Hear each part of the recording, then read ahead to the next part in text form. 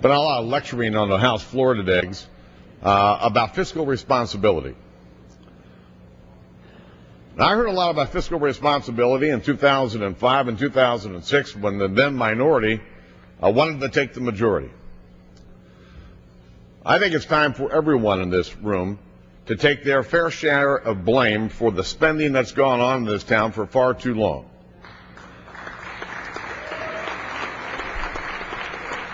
For 37, 36 of the last 40 years, we've spent more than what we've taken in. There's not a household in America that could get by with this. There's not a company in America that could get by with it. And certainly this government can't get by with it.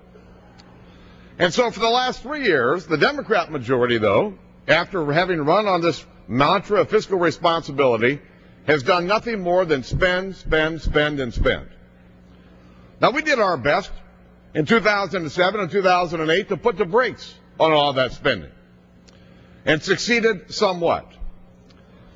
But after this year, for you to criticize us about fiscal responsibility and to lecture us about fiscal responsibility after spending $1 trillion on a stimulus bill that was supposed to be about creating jobs, what have we done?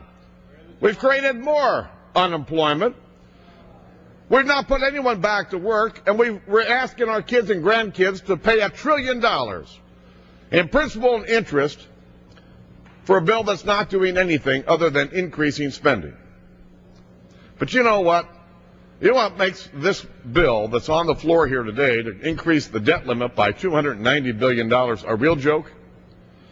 Is that as soon as this vote is over, we're going to take up stimulus 2. Or, as we like to call it, son of stimulus. We're going to take up son of stimulus, which is going to spend $150 billion on the same kind of failed spending programs that we passed earlier this year. And what are we going to do?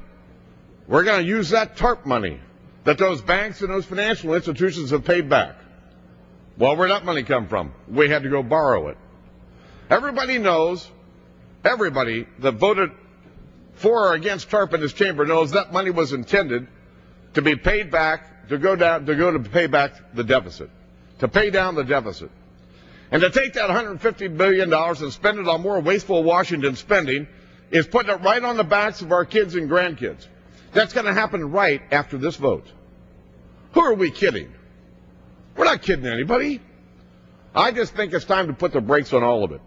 Let's get really serious about cutting spending, and the way we start is by saying no to increasing the debt limit.